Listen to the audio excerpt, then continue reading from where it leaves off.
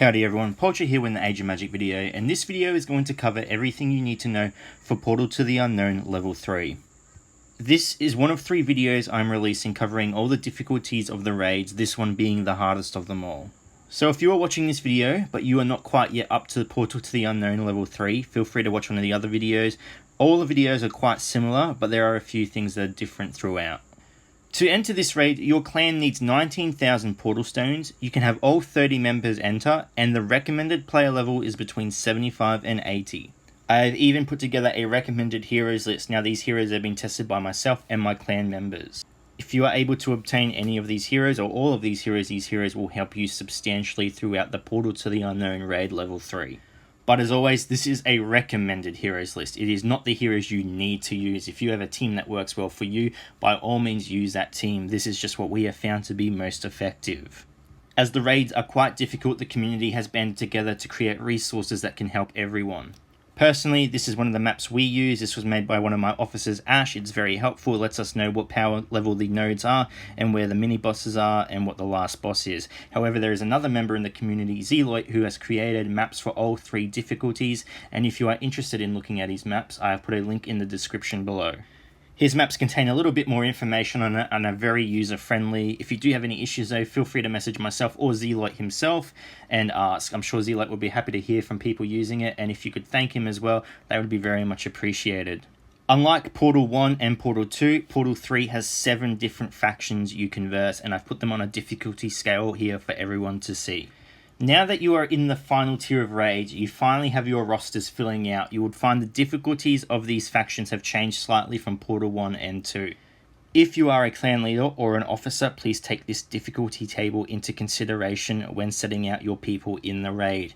If you have people in your clan who have that weaker roster, who don't have that really powerful main squad, consider setting them up along a path that they can deal with the easier factions so they can get the most out of the raid experience and it can help the clan more overall.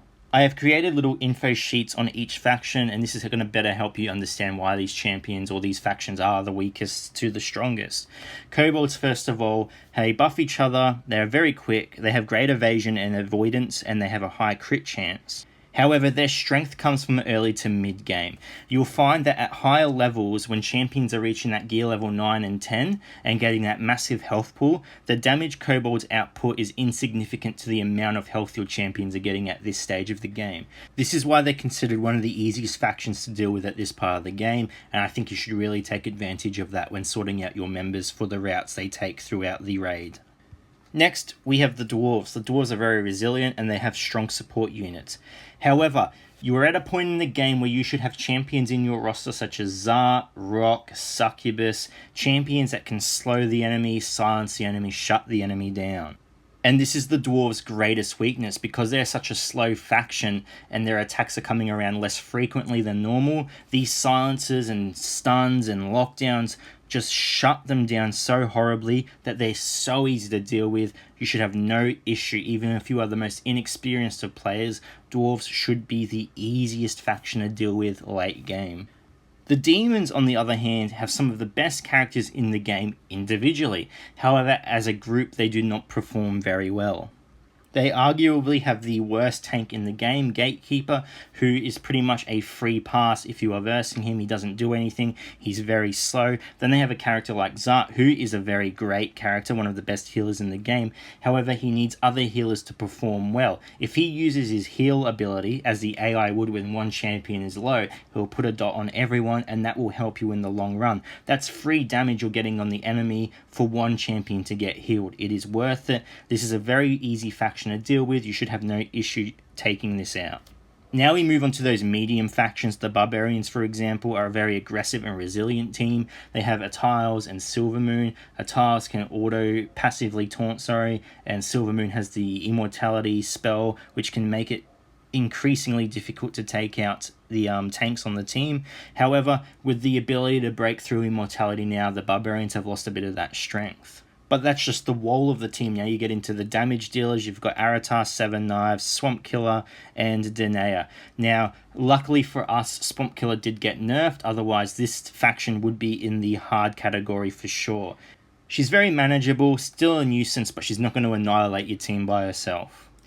We have Danae as well. Her counter-attack can be quite intimidating. It can dish out a lot of damage, especially against characters like Rock. If he uses an AoE ability, you're going to have everyone on the enemy team hit you back. It could pretty much take him out. But again, you're at the stage of the game where you have a few healers, you have a roster. You should be able to keep him alive and get past this. Up next, we have the Arrogant Undead. Now, this faction is definitely on the line between medium and hard. I was very tempted to put them in hard, as many people do struggle with this faction, simply because of the healing prevention this faction carries. If it is your job to fight the Arrogant Undead, or you have trouble dealing with the Arrogant Undead, the best thing I can suggest to you is learning what this faction does. For example, when I deal with the Arrogant Undead, I found my best strategy is to deal with Blood Mage and then Arrogant Shadow first if they are on a team, in that order. My next thing I need to focus on when fighting this faction is my healing. I need to learn when to use my healing. The moment someone takes damage, that isn't the cue to spam your healing. Find out when the healing negation is coming out, try and survive through it, and then heal up. If you can live through that, this faction will become very easy to deal with. Moving into the hard category, we have the Rarachni. These guys are high damage dealers, and their damage dealers are very quick. Out of nowhere, you are going to get walloped and you will not know where it came from. They have good evasion and they have high health due to Hylia. This faction can just smash you out of nowhere. Everything will seem like it's going fine, and then in the blink of an eye, one of your champions will be on the brink of dying. You'll be forced to attack Akrashat. Hylia would have hidden half the team. Raspit will have a dot on someone, chunking them for massive percentage damage each turn. Ryza will be underground, ready to strike someone. This team can become uncontrollable very fast. And you need to go into this battle prepared. You need to know what you are going to do and how you're going to deal with certain situations. The most difficult faction to deal with are the Druids. Now, the Druids have high levels of healing, they have death prevention, they're lockdowns and stuns, and they have passive damage. The issue with the Druids and what makes them such a threat is when you fight the Druid, you are not fighting just the Druids. When you get up to the Druids, along with some other nodes, you will be fighting not 3 waves, but 4 waves. And this is where it becomes very stressful. You are really stretching yourself thin. The damage can become very overwhelming, and the time limit is going to most likely run out in the battle. Now, the Druids themselves are not a very hard faction of Earths. You do have Mirrodin, who can do a lot of damage, especially when there's 2 on the team, and they're very effective against a rock. So if you're using a rock, watch out, he will take a lot of damage. Mabe can lock down a champion, she does a lot of damage. Cathbad is a very good healer, you can have fun with him. However, the difficulty comes when the Druids are mixed with these 3 champions, Lucky, Cage, and Azariel.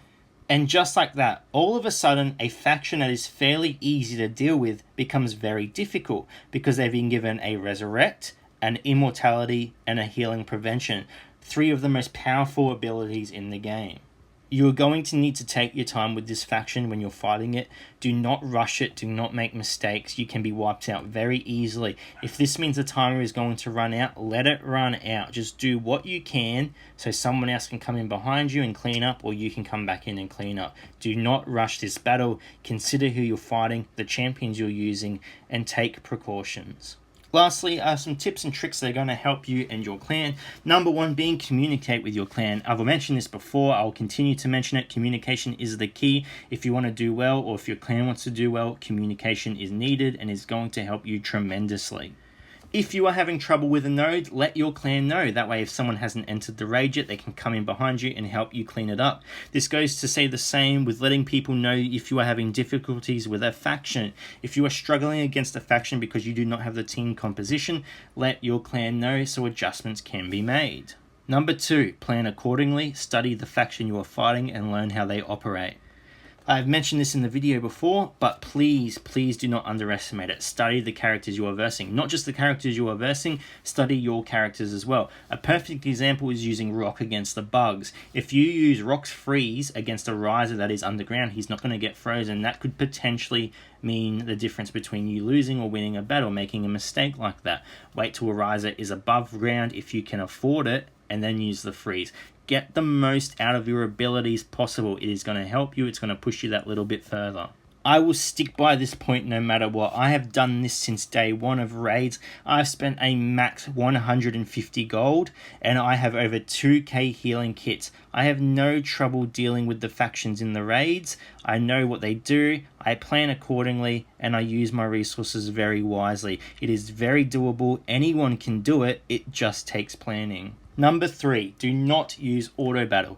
Now, I understand the lure of wanting to press auto battle. It's very simple. You press one button, the game takes care of everything for you. However, remember that you are not playing solo content. You are playing content that benefits you and 29 other people potentially. If you press auto battle and something goes wrong and you lose your team and you don't have the gold and you don't have the kits to heal your team back up, you could potentially ruin the raid for your whole clan. By all means, if you're Free Willy swimming around at SeaWorld, you're getting fed daily, you don't give a shit, then yeah, go for it, press auto battle, who cares. But if you are just a regular player, you're limited on healer kits, you don't want to use gold, auto battle is not your friend. It can do more harm than good. Number 4, if you get into trouble, leave the battle. This is more of a resource management tool. If you are getting into trouble in a battle, you feel like your character is going to die, leave the battle. Waste that 10 energy, it doesn't matter. It costs far less to heal characters with healing kits than it does to revive them. And that 10 energy restores for free. Sure, it's a slow restore, but it does it for free. Your hero's health does not restore, however. And number 5, help your clan leader, help your clan. Running a clan can be a very overwhelming thing. If you are not an established clan that has officers taking care of certain things, it can be a very overwhelming task. Recruiting, sorting out raids, dealing with people's issues, dealing with your own issues, it can be a lot to take in. Do what you can to help your clan. If that is, even if it's something little like saying, hey, I'm going to take this path, I know it's hard, but I've got the heroes, and do it, let people know, so it's just one less thing to deal with. Remember, you are doing this with people. Helping each other is going to make it a lot easier, and it's going to help you get further than you did the previous day. Anyway guys, thank you so much for watching. I think I've covered everything. I hope this video helps you, even if it's in the smallest way, and I hope it helps you progress that little bit further. As usual guys, if you have any questions, please feel free to leave a comment below and I will answer it to the best of my abilities. And until next time, take care of yourself.